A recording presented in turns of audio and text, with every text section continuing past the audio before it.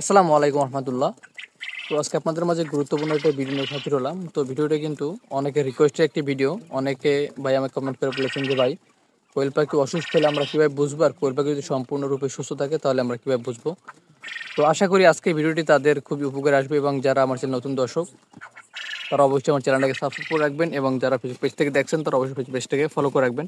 তো আলহামদুলিল্লাহ, আমরা কিছুদিন আগে এখানে 100 কোয়েল পাখি বাচ্চা এনেছিলাম 30 দিন বয়সের। তো যারা আমার ভিডিওগুলো নিয়মিত দেখেন হয়তো তারা জানেন। তো 30 দিনে আমরা 100 পাখি এনেছিলাম।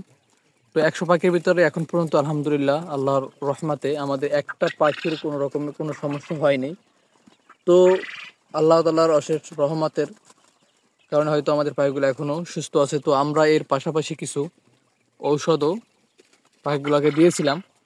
তো ঔষধগুলোও আমরা দিয়েছি, আমরা কী ওষুধগুলো দিয়েছি সে বিষয়টা আমি আপনাদের মাঝে পরবর্তী একটা ভিডিওতে শেয়ার করব। তো আজকে যে বিষয়টা বলতে চাই সেটা হচ্ছে, আপনার অসুস্থ পাখি যদি কীভাবে বুঝবেন, মানে পাখি দেখলে আপনার কীভাবে বুঝতে পারবেন যে আসলে পাখি অসুস্থ হয়ে গেছে, এবং সুস্থ পাখি আপনারা দেখলে কীভাবে বুঝবেন যে পাখিটা সম্পূর্ণরূপে আল্লাহর রহমতে সুস্থ আছে।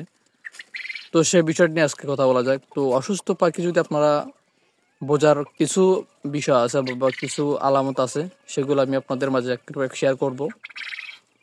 তো যারা আমার ভিডিও লাইক করেন তারা অবশ্যই ভিডিও লাইক করে দেবেন, এবং যারা চ্যানেলটাকে সাবস্ক্রাইব করেন অবশ্যই চ্যানেলটাকে সাবস্ক্রাইব করে রাখবেন। তো পাখি যখন দেখবেন, অসুস্থ পাখির লক্ষণ হচ্ছে পাখি খাবার খাবে না, এবং পাখি ঝিম দিয়ে বসে থাকবে, এবং পাখির গায়ের যে পশম আছে এগুলা কিন্তু এভাবে সমানভাবে থাকবে না, এভাবে কিন্তু দাঁড়ানো মানে দাঁড়াই দাঁড়াই থাকবে, মানে আউলা জাউলা দেখতে দেখাবে। দ্বিতীয়ত পাখি অনেক সময় দেখবেন পায়খানা দেখলেও বোঝা যায়, অনেক সময় পায়খানা কিন্তু চুনা চুনা পায়খানা করে, এরও কিন্তু একটি কারণ হচ্ছে আপনার পাখির শরীরে যদি কোনো অসুবিধা দেখা যায় তাহলে কিন্তু এই সমস্যাটা হয়।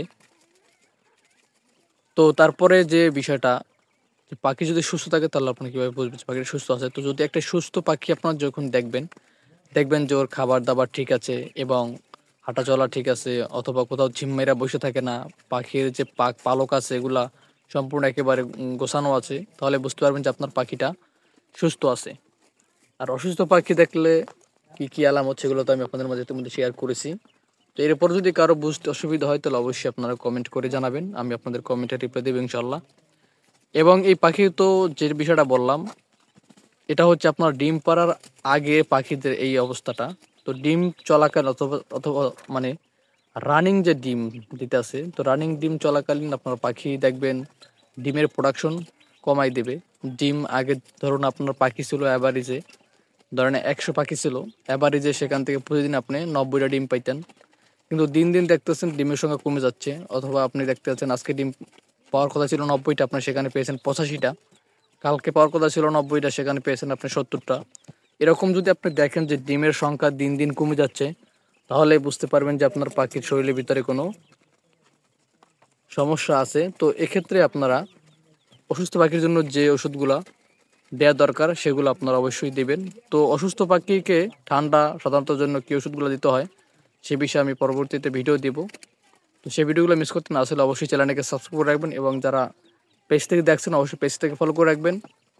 সকলে আমার জন্য দোয়া করবেন যেন আল্লাহ তাআলা আমাদের এই খামারের ভিতরে বরকত দান করেন। আসসালামু আলাইকুম ওয়া রাহমাতুল্লাহ।